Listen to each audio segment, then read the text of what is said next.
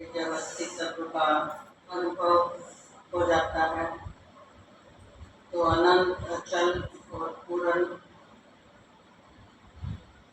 आत्मबोध महिला व्यक्ति हो जाता है। ये आत्मबोध उपनिषद का सार है। यही उसकी साधना का अंतिम फल है। आत्मा का प्रत्यक्ष बोध शब्दों से परे, क्योंकि आत्मा का बोध का वर्णन करना यह तो सिर्फ वही समझ पाता है जो इस योग्य हो जाता है, तो उस शब्दों में से अपने आप ही अर्थ निकाल देता है। व्यक्त तो शब्द ही किए जाते हैं, पर उन शब्दों में भी अर्थ छुपा होता है। तो इसलिए कहा कि आत्मा का प्रत्यक्ष बोध शब्दों से परे है, पर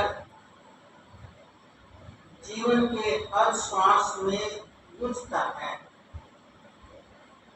साधना का अंतिम फल ये नहीं कि कुछ पाले, बल्कि ये है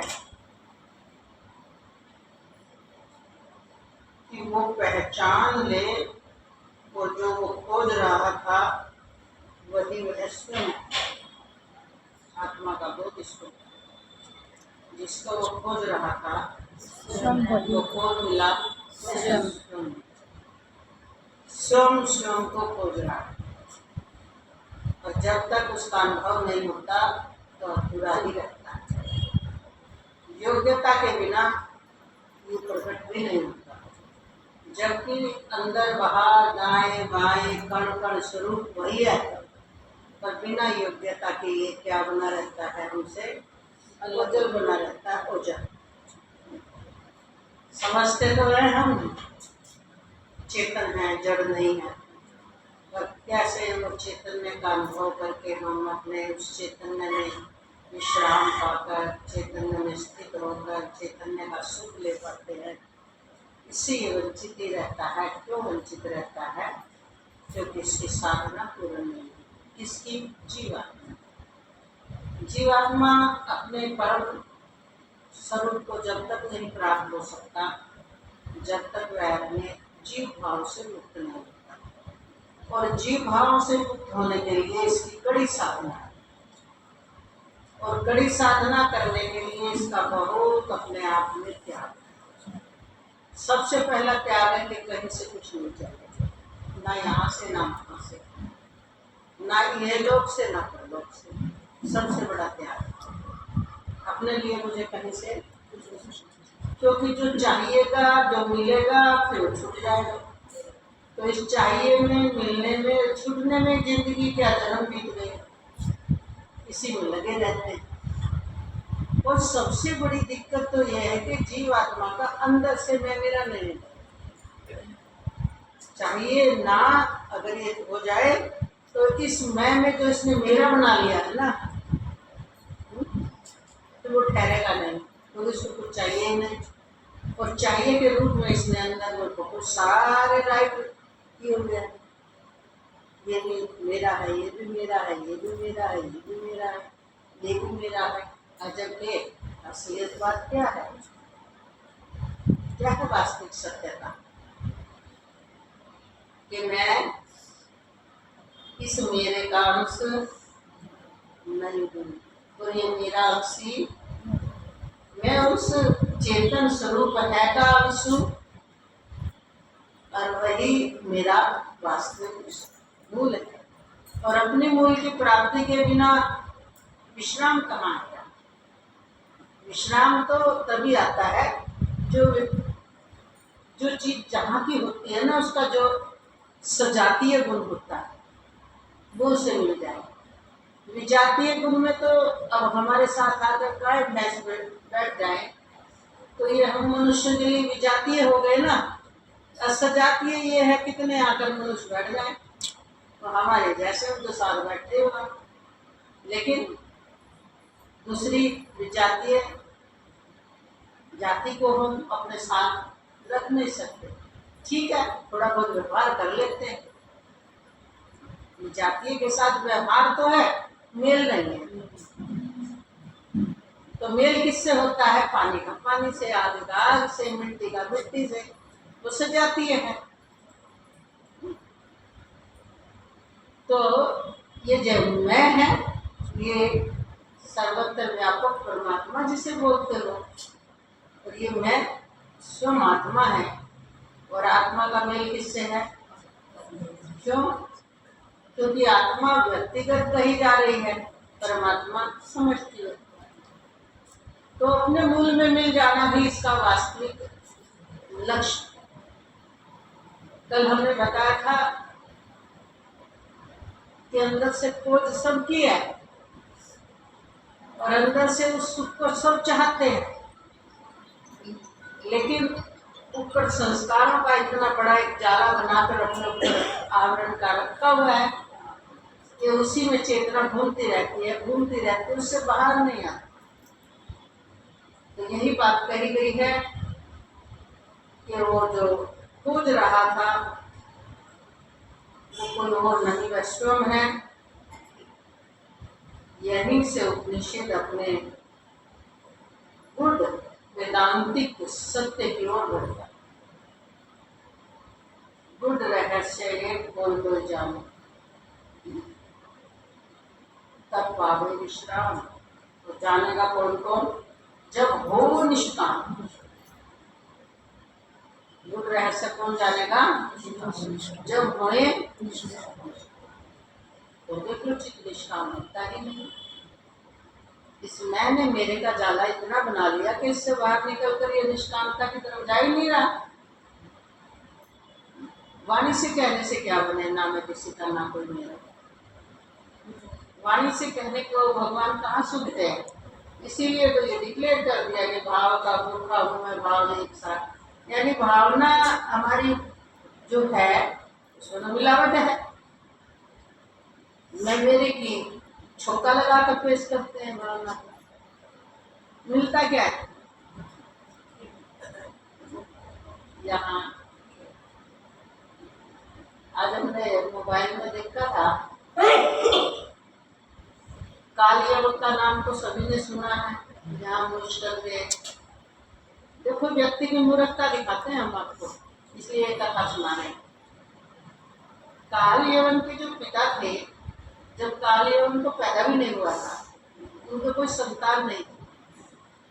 उनके पिता का नाम था सहसिरा, और वो भगवान शिव के इतने भक्त थे कि उन्होंने एक नदी के किनारे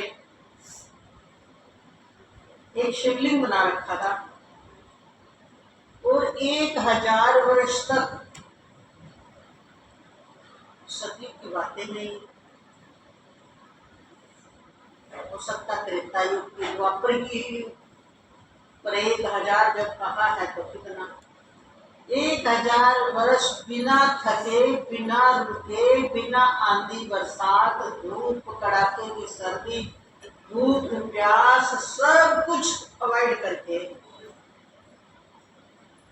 एक ही काम था, नदी से जल भरना, शिवलिंग पे चढ़ाना।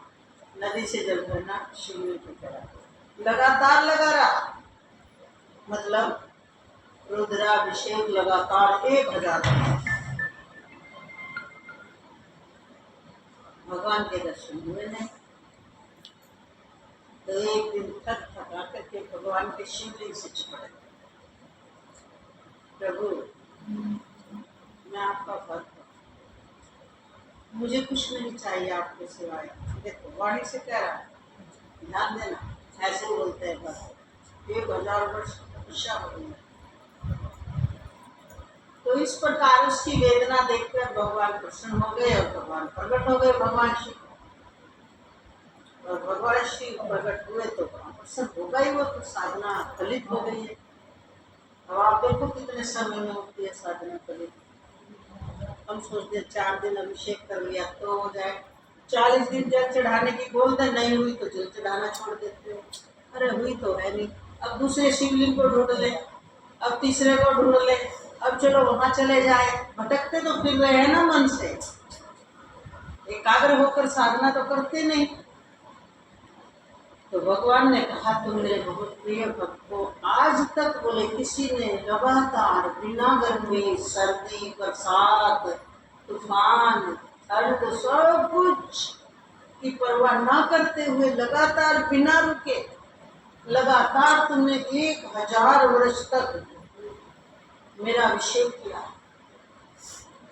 मैं तुमसे बहुत प्रसन्न हूँ। वर मांग देखना जरा बुद्धि की अंदर की सूक्ष्म में जरूर वासना। बोले प्रभु मुझे कुछ नहीं चाहिए। जब अंतर में निकाल पाता ना मुझे कुछ नहीं चाहिए। प्रभु ने कहा नहीं मैं तुमसे बहुत प्रसन्न मांग लो। बोले ठीक है फिर अगर आप देना ही चाहते हो तो वही बात आ जाती है। वर्नाट जाते हो देना चाहते हो तो जरा अपना ये सोने का मुकुट दे दो। जैसे रावण को भगवान ने कहा रावण की लंका सोने की लंका भी बना दी रावण ने और यज्ञ हवन करवाने प्रवेश करवाने खुद आ गया। और जब भगवान ने तो कहा किसी ने अभी प्रभु दक्षिणा देनी पड़ेगी क्योंकि ब्राह्मण से कोई कार्य करवाए तो उसकी दक्षिणा ना दे तो कार्य पूरा नहीं माना जाता। तो भगवान बोले दक्षिणा क्या दूँ मैं। भगवान के यहाँ तो दक्षिणा विवाह जैसे पार्वती जी के लिए पार्वती मिली के आपने मैं हल्दी तो भेजी ने कैसे लगाओ तो भगवान ने खा के दे दी बसम की एक मुट्ठी करके। बोले इससे शुद्ध क्या होगा।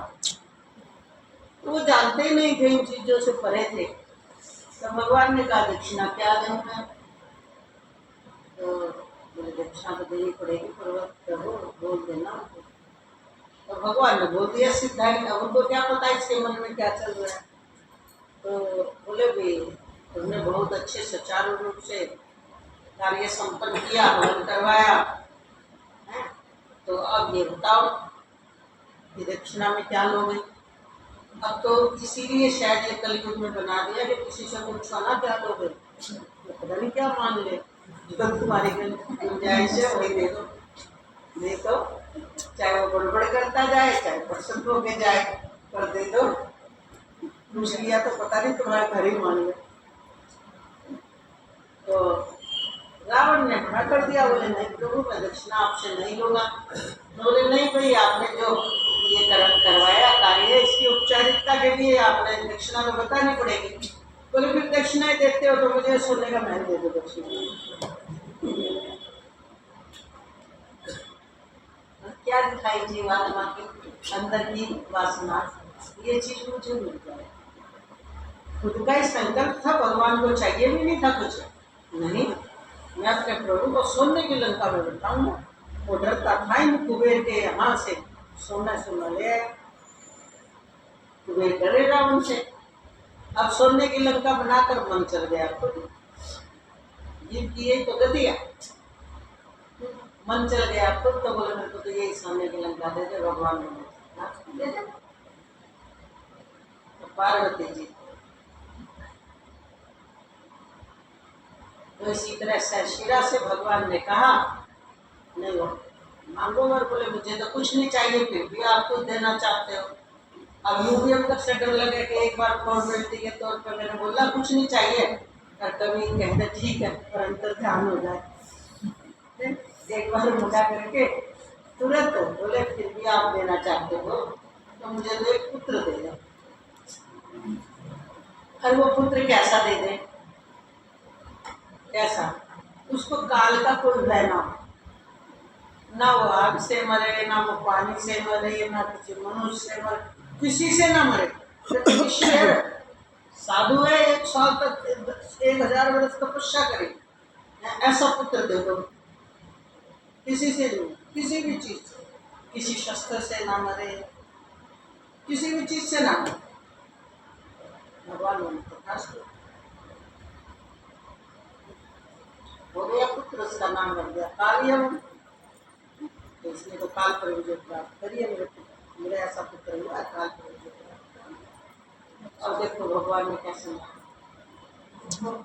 तो कहने का मतलब क्या है। कहने का मतलब ये है कि 1000 वर्ष तपस्या करके भी मांगा क्या सोचो। अब उसका तो हमें आश्चर्य होगा ये तो लग रहा ना हम सब ऐसे ही है। जन्म जन्मांतर जन्म ले लेकर के मनुष्य बन के क्या मांगते हैं? उससे सिरा जैसे ही बोलती है हमारी। जब तक हम अंदर में कोई वासना का बीज लिए बैठे हैं, इतनी साधना कर लो, उस साधना का फल क्या मिला बताओ? वो काल यवन भक्ति से पैदा हुआ पिता की 1000 वर्ष की भक्ति का फल पुत्र मिला, वो काल यवन बना। और उसने क्या किया? जरासंध से भी ज्यादा दुष्ट क्या किया? वरदान मांगते हैं, तपस्या करते हैं, भूखे मरते हैं, सब कुछ करते हैं, और फिर एक मति फिर जाती है कि हम अमर हो गए। और जबकि पहला नियम है यहाँ कि मृत्यु सबकी निश्चित है, चाहे कोई भी आ जाए मृत्यु लोक में। इसीलिए इसका नाम दूसरा भूलोक के साथ साथ मृत्यु लोक भी रखा गया। ये मृत्यु लोक, तो इसलिए देखो आप इस जीव के अंदर कहाँ तक फैली हुई है वासनाओं की जड़ें। कहना बहुत आसान है। यह आत्मबोध समझ आ गया, हम समझ आ गई, हम तो आत्म स्वरूप है। शिवोहम शिवोहम शिव केवलोहम। क्या मतलब कि मेरा स्वरूप क्या है? क्या है? शिव तत्व हूँ। और शिव तत्व क्या होता है? सिर्फ कल्याण स्वरूप आत्मा का नाम भी शिव तत्व है। क्या है हमारा परिचय? शिवोहम शिव केवलोहम। इसके सिवाय और कुछ नहीं हूँ मैं, और कोई मेरा इससे अलग परिचय नहीं। और मेरा किसका? सभी आत्मा का एक ही परिचय। पर उलझ रहा है किसमें? देखो जरा उलझी हुई गति अपनी मति। और मति है ना, मानती नहीं। देखो मति की गति, इस मति की गति घूम फिर के उन्हीं में जाके बैठती है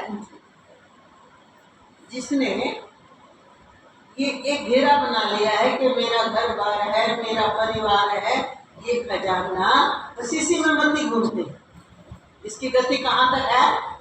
मेरा, जिसमें चले गए अपने असली परिचय को भूल जाते हैं। चाहे हम कितने बड़े हम पहले के ज्ञानी हैं या पापी हैं, वो परिचय कुछ नहीं। लेकिन जैसे शरीर में आया है तो ऐसा आवरण आता है कि उस वर्तमान के जीवन में ही मति की गति रहती है। और उस मति की गति ऐसी लुभावनी होती है, मन ऐसा लुभायमान रहता है। किसमें? मति की।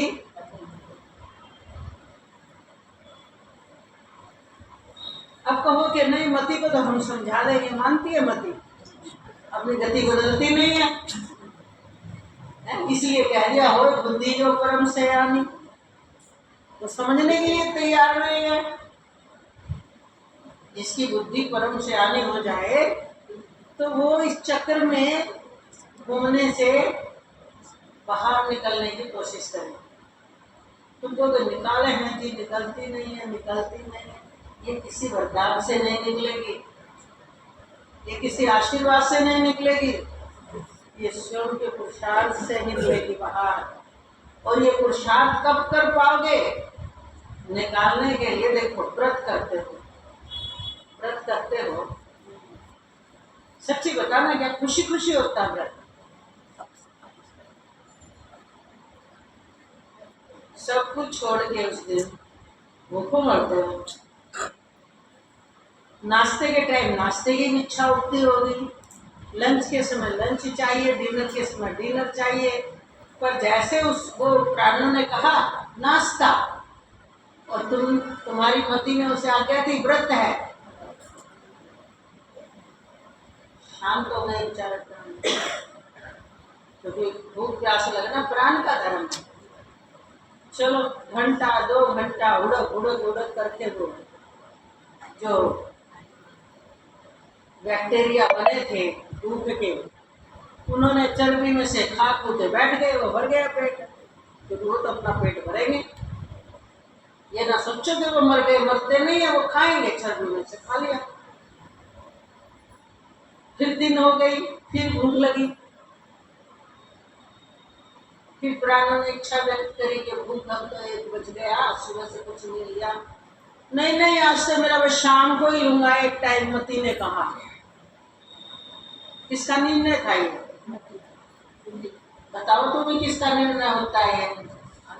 मन तो चल रहा है, मालपुए बने हैं, उसी को लिया है घर में मालपुए, मन तो चल रहा है, पर आपकी मति में कितनी साधना, कितना कंट्रोल, कितना निश्चय है कि वह कह देती है अरे मालपुए तो सारी जिंदगी खाते हैं, आज तो व्रत है, कोई बात नहीं, ये मंगवा लेंगे। तो मन को उधर जाने नहीं देती। तो सारा कार्य किसका है? मति का। हमारा ना वो लोग बुद्धि की बात कर रहे हैं, ज्ञानी ना बना करो, सही सही समझ लिया। सारा खेल बुद्धि का चल रहा है।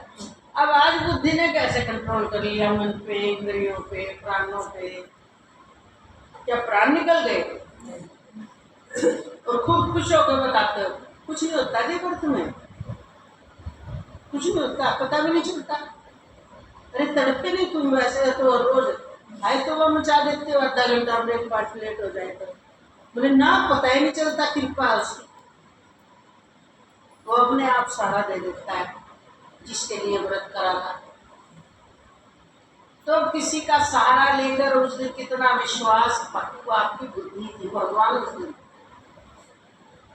इसको हम मति कह रहे हैं। अब देखो सारी इंद्रियों पर, मन पर, प्राण पर कंट्रोल है कि नहीं? पर इससे भी अधिक हुआ, फिर कहते हो उसका सहारा है, तो बुद्धि में बैठा है। कह तो दिया बुद्धि ही ब्रह्मा है, समष्टि में जैसे ब्रह्मा कहते हैं, वृष्टि में बुद्धि है। महतत्व जो है, महतत्व का अर्थ ही बुद्धि होती है। तो बुद्धि कितना कंट्रोल करती है देखो जरा।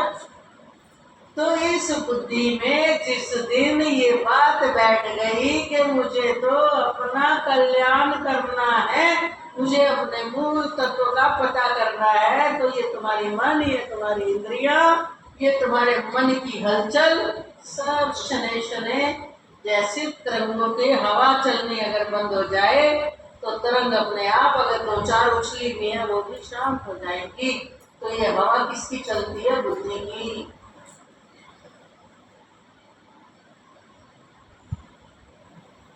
और बुद्धि में पावर किसकी है? इस मैं के अभाव में।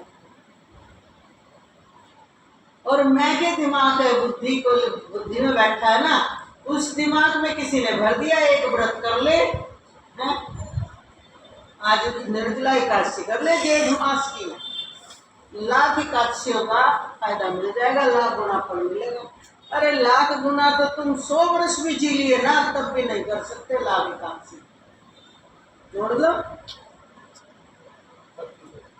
बताओ 1 साल में कितनी एकादशी आती है? 24, 25 तो कभी कभी आती है, और कुछ 25 को 100 से भाग लगा लो, 2,500 बनी है। और 1 लाख का फल मिलने लगा, मर लो एक दिन, कौन सा प्राण जाएंगे?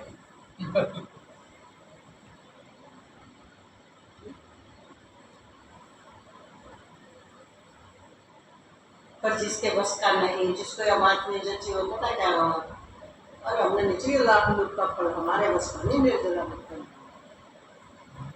पर जो पक्की ठाल रहे बताओ, कभी भीम ने कहते और सब तरह की उनमें योग्यता थी तो भूखे नहीं रह जाता था, ये समझौता नहीं था।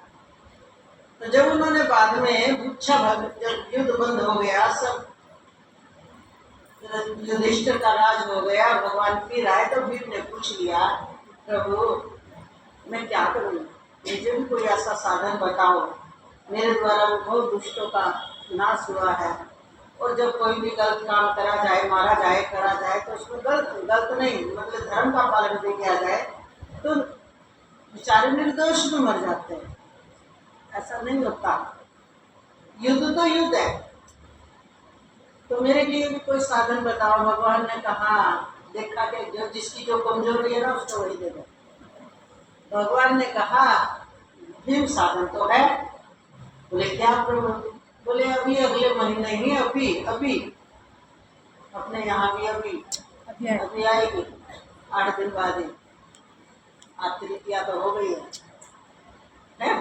निर्जला एकादशी आएगी, तो एक वो एकादशी कर ले, बस फिर तुझे कुछ करने की जरूरत नहीं है। बोले एक करना, बोले एक, मेरे पर ध्यान रहना, कुछ नहीं खाना ना कुछ पीना।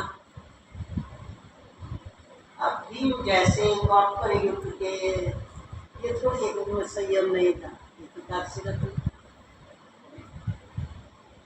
भगवान की वाणी थी। अब भीम की परंपरा पे चल तो रहे काफी लोग, ऐसी बात नहीं है। निर्जला एकादशी पहले रखेंगे, जरूर रखेंगे निर्जला एकादशी। अब ये तो भगवान ने भीम के लिए निर्धारित किया था, उसके लिए निकाला था रास्ता कि तू ऐसा कर दे, लोगों ने वही पकड़ ली।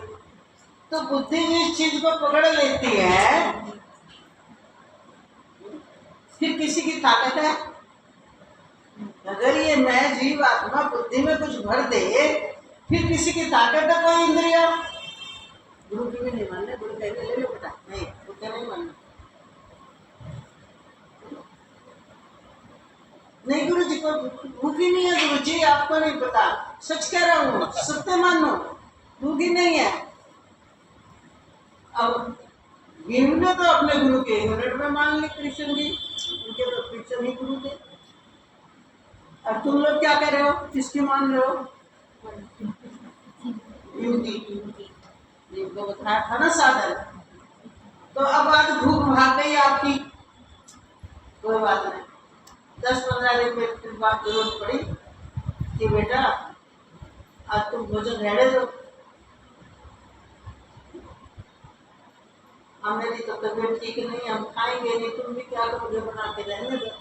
ना गुरु जी दो, ना गुरु जी देखो, मेरे से भूखा ही निकला जाता और सारी बात। तो किसकी मानते हैं? उस दिन पेट पकड़ के दिखाओगे, देखो मेरे पेट में तो अभी से दिक्कत हो रही, तो किसकी मानता है? देखो जरा विचार करो, ये जीवात्मा है, या फिर उसको कुछ प्रलोभन दे दो, इसको प्रलोभन मिला, इसने बुद्धि में डाला, बुद्धि ने गोल गोल सारी इंद्रियों को घुमा दिया। तो जिस दिन आपके अंदर ये बात समझ में आ गई कि परम कल्याण करना है, आत्मबोध प्राप्त करना है, और आत्मबोध की एक ही शर्त है कि मुझे ना यहाँ से ना वहां से कहीं से कुछ नहीं चाहिए, और जो जमा पड़ा है अज्ञानता का कूड़ा, ये श्रवण मनन और निध्यासन के द्वारा बिल्कुल सफाई करके फिर सत्वात्पत्ति अपने स्वरूप का बोध करना है। जिस दिन जच गई इसको, जिस दिन इसके जुनून सवार हो गया, फिर तो जैसे युद्ध में सिपाही रोड का चलता है, ऐसे ही सारे संस्कारों को रोड देगा। लेकिन अब ये बात गुरु की जचती नहीं है, इसलिए जैसे आते हो वैसे चले जाते हो बैठ करके। आपको रुचि क्या कह दिया आपने? सपने जन्मते सपने मरते। कब तक? जब तक ये जीव जगता नहीं। और जीव एक ही बार जगता है, और जगकर फिर कभी सोता नहीं। ये इसका एक बार जब जग जाएगा फिर कभी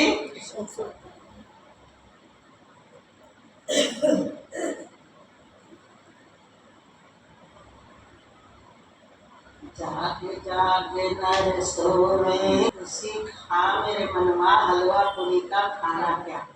बासी खुशी का मतलब है कि जो पिछले जन्म, बासी कब होता है तो रात का बना भोजन, तो वो भी है जो रात का बना है, सुबह उसको बासी बोल दिया जाता है। तो जो तूने पिछले कर्मों में किया है, वो कर्म जो तेरे प्रारब्ध बनकर आए हैं, उसके अनुसार जैसा चल रहा है चलने दे, नए कर्म और इकट्ठे मत कर।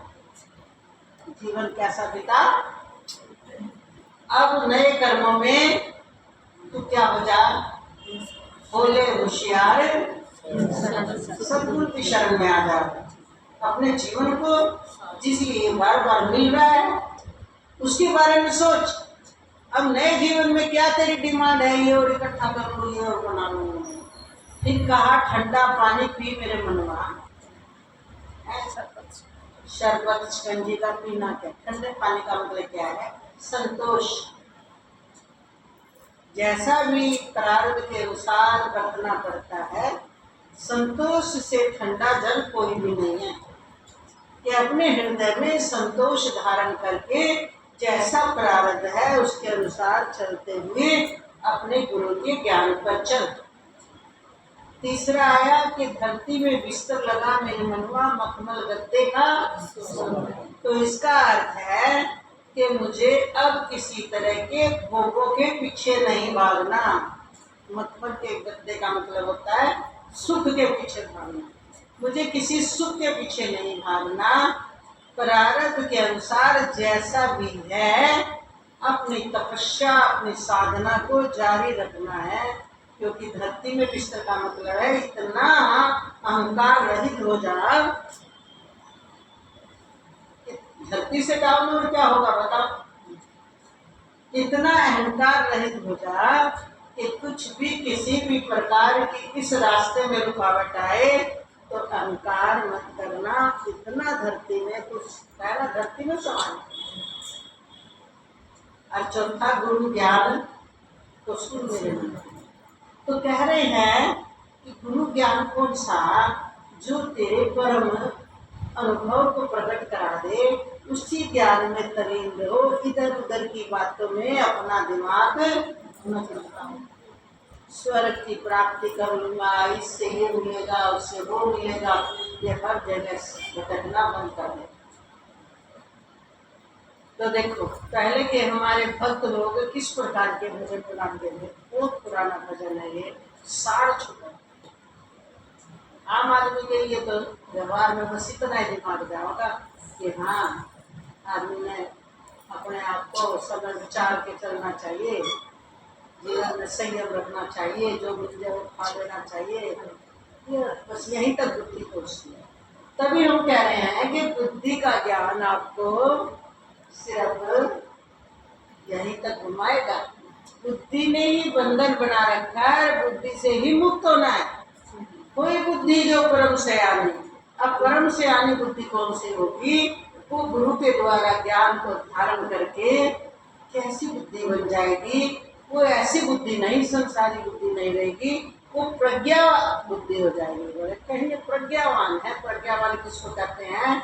जिसकी जानने की शक्ति प्रबल है, ज्ञान विशेष ज्ञानवान, सामान्य चतुर ज्ञानवान नहीं, संसारी ज्ञानवान नहीं। संसारी ज्ञान तो बहुत वैज्ञानिक और डॉक्टर पता नहीं कितने कितने बन जाते हैं, बहुत बारीक ज्ञान रखते हैं। वो ज्ञान फिर भी बुद्धिगत ज्ञान कहलाएगा। ये प्रज्ञा ज्ञान क्या होता है? जहाँ प्रज्ञा आ गई, इसी 4 महावाक्यों में क्या आता है? अहम ब्रह्मस्मि तत्त्वम असीसोम तत्त्वम। कह दिया वह तू है। फिर आगे क्या कहा? प्रज्ञा प्रज्ञा तो ये जो प्रज्ञा जिसके साथ लगती है ये प्योर ज्ञान की बात करती है कि तेरा ज्ञान मिश्रित नहीं होना चाहिए, तेरे ज्ञान में वासना नहीं होनी चाहिए, तेरे ज्ञान में मेरापना नहीं होना चाहिए। ज्ञान कैसा हो? बिल्कुल प्योर, जैसे 6x6 की आँख हो तो बिना चश्मे के, चश्मे की जरूरत कब पड़ी? जब दृष्टि में तिमिर आ गया।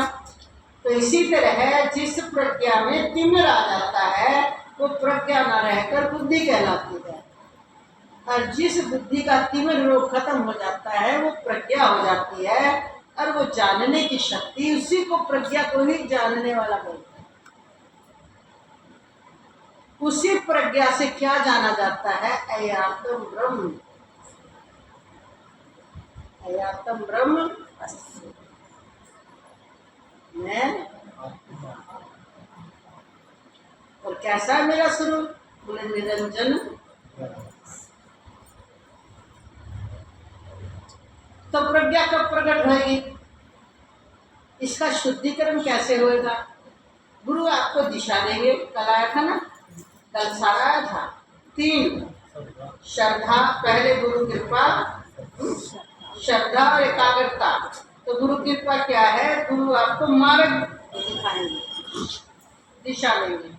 अब गुरु का कार्य तो खत्म हो गया ना, उन्होंने आपको दिशा दे दी। फिर क्या है? आपकी श्रद्धा होगी तो आप उसे धारण करेंगे। अब जब आप उसे धारण कर लेंगे तो उसका फल क्या आएगा? आप गहरे चले जाओगे, धीरे धीरे एकाग्र, यानी एकाग्रता का मतलब क्या होता है? गहरे चले जाना। एकाग्रता आती चली जाएगी, और जहाँ एकाग्रता आती चली गई वहां फिर अपने लक्ष्य की प्राप्ति हुए बिना। तो इसलिए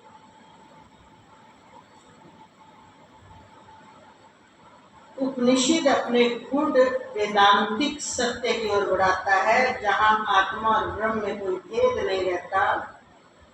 इसीलिए कहा ब्रह्मात्मा के बोध ही वास्तविक बोध है।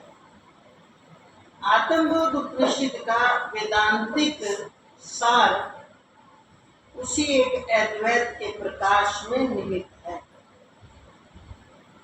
जो समस्त उपनिषदों की आत्मा है। यहाँ ज्ञान अपने अंतिम रूप में प्रकट होता है। अहम ब्रह्मस्मि, यह कोई विचार नहीं, न ही कोई दार्शनिक उद्घोष है। ये उस अनुभूति का शुद्ध नाद है जो तब प्रकट होती है जब साधक के भीतर मैं का सीमित भाव समाप्त हो जाए। सारा साथ दे रखा है। जहां सीमित भाव समाप्त हुआ, जो कोई हमें दुख भी दे रहा है, जहां सीमित भाव नहीं, वहां मैं नहीं है क्या? दुख देने वाला दूसरा है क्या? कोई सुख दे रहा है, वहां कौन है? जब असीम भाव हो जाता है हमारा, मैं का सीमितपना खत्म हो जाता है, सुख देने वाला भी मैं अपने आप को सुख दे रहा हूँ। दुख देने वाला मैं ही अपने आप को दुख दे रहा हूँ। क्यों? मैं सीमित बन करके कर्म ऐसे कर बैठा, उन कर्म का उल्ट का फल आ रहा है। अब व्यवस्था देखो प्रकृति की कितनी सुंदर है। तो अपने आप को कोई अपने हाथ को आप अपने आप दंड दे दोगे? दंड देने के लिए दूसरा चाहिए। तो कोई हमें दंड देता है, किसी से हमारे विचार नहीं मिलते, किसी से हमें प्रेम मिलता है, किसी से प्रेम नहीं होता। कितनी बार तो ऐसा देखा होगा आपने, जिंदगी भर आप कोशिश कर लो उस व्यक्ति से प्रेम नहीं कर सकते, और कितनी बार आपने देखा हो एक बार मिले और जैसे सदा सदा के उसके हो। तो वो हमारे पिछले जन्म का हमारा अपना, जिससे हमारे विचार नहीं मिलते वो पिछले जन्म का हमारा अपना नहीं है, उससे मिलेंगे नहीं, लाख कोशिश करो। लेकिन ये तो पिछले जन्म का प्रताप हुआ, पर आपकी जो कोशिश चल रही है उसका फल क्या आएगा? जो पिछले जन्म की आपकी विचारधाराओं का बैर था वो नष्ट हो जाएगा, और आपके वर्तमान का जो पुरुषार्थ था वो प्रेम स्थापित कर देगा। इसलिए हमें करना प्रेम ही चाहिए, सबसे सदव्यवहार करना चाहिए, सच्चरित्र रहना चाहिए, सदव्यवहार में रहना चाहिए, सच्ची श्रद्धा के साथ जीना चाहिए। सिर्फ मुंह की वाणी का नहीं है भगवान है, सबको देख रहा है भगवान, भगवान स्वयं जवान पड़े अपने पे, तो भगवान का नाम क्या हो जाता है? क्या हो जाता है? भूल जाते हैं, और किस में आ जाते हैं? उसमें मेरे में आ जाते हैं। भगवान का आधार कब लेते हैं? जब सुखद परिस्थिति होती है, जब हम हमारे ऊपर कुछ बात आन पड़े तो फिर भगवान को भूलते देर ही नहीं लगाते, क्योंकि वो आत्मसात नहीं हुआ था। इसलिए ये अनुभूति का शुद्ध नाद है, जो तब प्रकट होती है जब साधक के भीतर मैं का सीमित भाव समाप्त हो जाता है। ये वो क्षण है जब साधक जान जाता है कि देखने वाला देखा जाने वाला। क्या होता है? जरा दोबारा सुनो। जब साधक जान जाता है कि देखने वाला, देखा जाने वाला और देखने की क्रिया, ये तीनों किसी भिन्न सत्ता की नहीं, उसी एक चेतना के स्वरूप है। दृष्टा, दृश्य और दर्शन। दृष्टा कौन हो गया? देखने वाला। दृश्य कौन हो गया? जो दिख रहा है। दर्शन कौन है? जिससे उसे दिखाई दे रहा है। आंखें कौन हुई? दर्शन कौन हुई? बताओ जरा। सिमोल हो गया। दृष्टा, दृश्य, दर्शन। हमें घड़ी दिख रही है, घड़ी कौन हो गई? और देख कौन रहा है? आँख। दिखा कौन रहा है? दिखाने वाला दर्शन कौन हुआ? तो किस, ये त्रिपुटी है। कर्ता, करण, क्रिया। ये खूब व्याकरण हिंदी में दूसरी तीसरी में पढ़ाएगा। कर्ता, रट लिया करते बच्चे लोग थे, कहाँ नहीं समझते कर्ता करण क्रिया, कर्ता करण क्रिया ये करते हैं। तो अब कितना अच्छे से समझ में आ रहा है। कर्ता, करण, क्रिया। मतलब कर्ता कौन हुआ? करने वाला। करण कौन हुआ? जो द्वारा किया हुआ। निमित्त बनेगा, जो काम कर रहा है उसका करण। ठीक है। और क्रिया कौन हुई? क्रिया करनी। ठीक इसी तरह अगर आप समझ जाओ तो ये इंद्रिया आदि कौन है? करण। करण। ये सारे उलझ जाए। करण। इंद्रिया कौन हुई? करण। चाहे बाहर की इंद्री, चाहे अंदर की इंद्री। इसलिए अंदर की इंद्रियों का नाम क्या रख दिया? अंतःकरण। क्यों रखा? क्योंकि ये बाहर नहीं दिखती, ये सारी बाहर लटक रही है, वो बाहर दिखती नहीं है।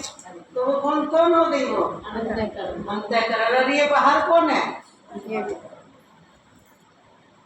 ठीक है ना? तो ये सारे कौन है? और कर्ता कौन है इसमें? और क्रिया क्या करनी है? जो जीवात्मा में वासना है वैसे वैसे कर्म है। जैसे जैसे इसमें वासना है वैसा वैसा इंद्रियों के माध्यम से ये कर रहा है, भोग रहा है ना? तो कर्ता करण क्रिया किसके ऊपर लागू हुई? जीवात्मा। इसलिए अगर ये बात समझ में आ जाए कि मैं करता नहीं, मैं दो करता हूँ, तो तुम्हारा पेट छोटा तो बाहर हो गया, पेट से त्रिपुटी से बाहर हो गए हम सीधे। कर्ता करण क्रिया से बाहर हो गए, हम तो करता हो गए। अब रटे जाते हो। अभी सत्संग पूरा होगा फिर देखेंगे तुम्हारा मेला। थोड़ी सी बात भी अगर यहाँ भी होगी ना, मूर्ति माता ने यहाँ रख दी थी इसलिए गिरी। छोटी छोटी बातों में दूसरे को देखना, दूसरे में दोष आरोपित करना, कौन कर रहा है ये? बताओ जरा। अरे तुमने देख ली थी मूर्ति माता ने यहाँ रखी तो तुम अंदर कर देते। समाधान तो ये था, पर दिखाना है ना गुरु जी को, देखो ये दोष उसका है। ये दोष देखने की वृत्ति किस कहाँ से आई? संस्कार से। इस कर्ता को क्या मिल गया? क्रिया मिल गई दोष दिखाने की। किससे? आँख से। तो इस कर्ता ने क्या इकट्ठा किया हुआ है? और जब तक ये कर्ता करण क्रिया के चक्कर में है, अब 10 मिनट तो बैठवा दे, मैं तो करता हूँ, मैं तो दृष्टा हूँ जाननहारा, मेरी दृष्टि में संसार सारा।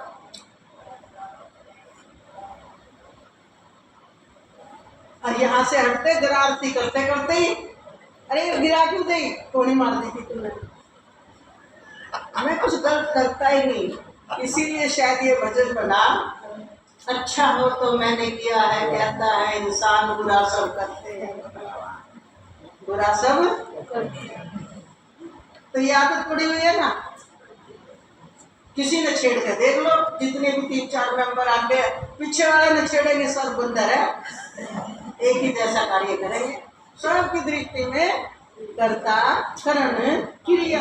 मान लो यहाँ चुप्पी साध लेंगे, अब मान लो कह रहे ये काम तो दिनेश ने करा, अब दिनेश का हमने अब चुप्पी साध ली। फिर गुरु जी एक बात कहूँ, वैसे ये कसूर दिनेश का था, तो वैसे क्या होता, मैंने नहीं करा, आपकी नजर मिल गई। देखो कर्ता भी कितनी ठेस लगती है हम कृष्ण की तरह थोड़ा सा भी अंश कि कोई बात नहीं, गुण दोष भाग्य जब रंग छोड़कर सतरवीं बार कितना उनको कितने उठने, कौन बलराम भी, अरे रंग छोड़ के लाओगे, जरा बात सुनो कि स्त्रियां रंग छोड़ के हैं आपको, और तुम दूसरी दिशा में रथ भगाए ले जा रहे हो, रथ भगाए ले जा रहे हो, क्या बीतेगी सुनते सब आपको रंग छोड़, भाग गया। बोलिए प्रजा के हित के लिए दाऊ रंग छोड़ के लाना कोई बड़ी बात ही नहीं है। ऐसे भगवान बन जाते हैं क्या? भगवान तत्व तो सब में है, करो ना भगवान वाले कोई तो काम करो। ऐसे महापुरुष बन जाते हैं, महापुरुष वाले काम करो। कर्ता करण क्रिया में तो सारा दिन जूझती है वृत्ति, जरा से हटते।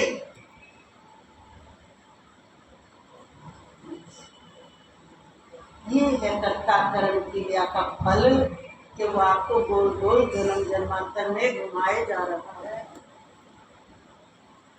तो कर्ता बनोगे तो क्रिया भी होगी, क्रिया करोगे तो कर्म भी चाहिए।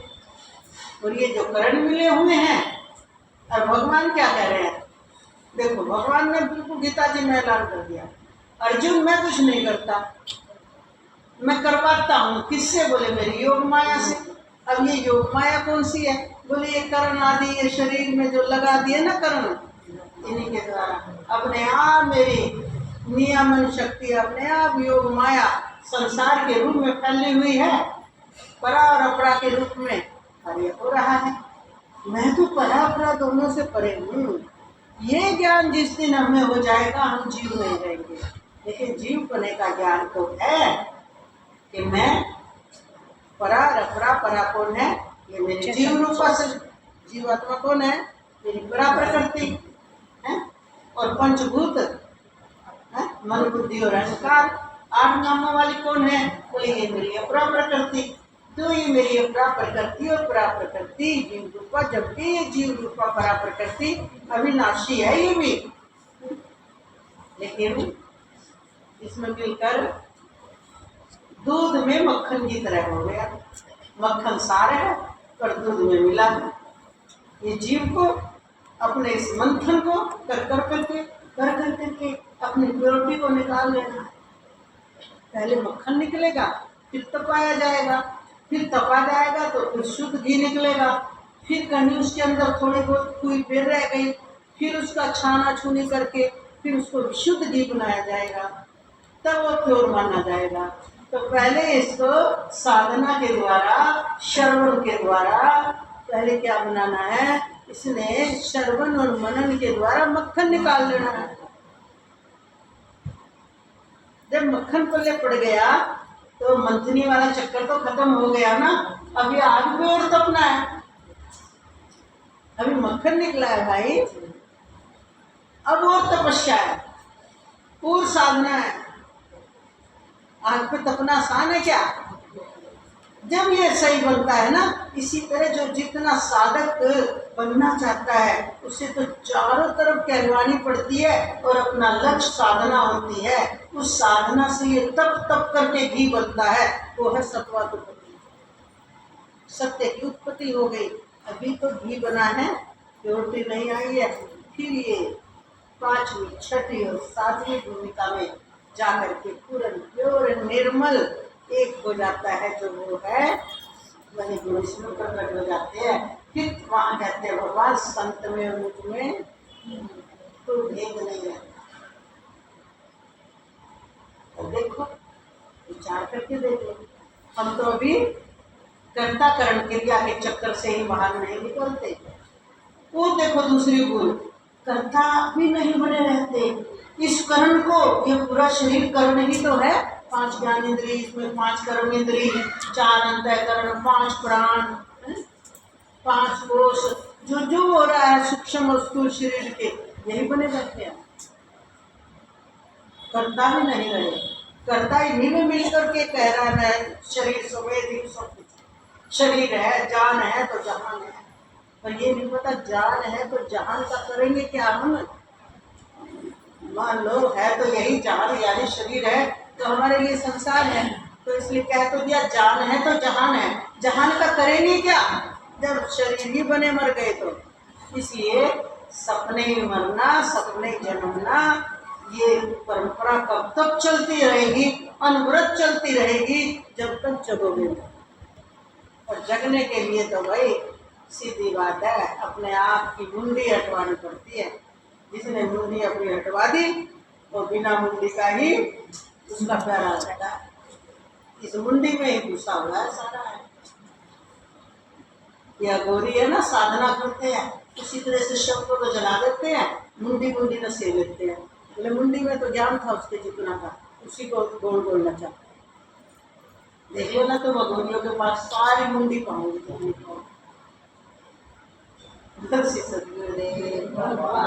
सच्चिदानंद। इसलिए देखने की क्रिया ये तीनों किसी बिन सत्ता की नहीं, एक ही उस चेतना के रूप है। यही अद्वैत है, वही पूर्णता जहाँ दो का अस्तित्व कोई नहीं रहता। वेदांत कहता है, ये आपको हम कल समझाएंगे।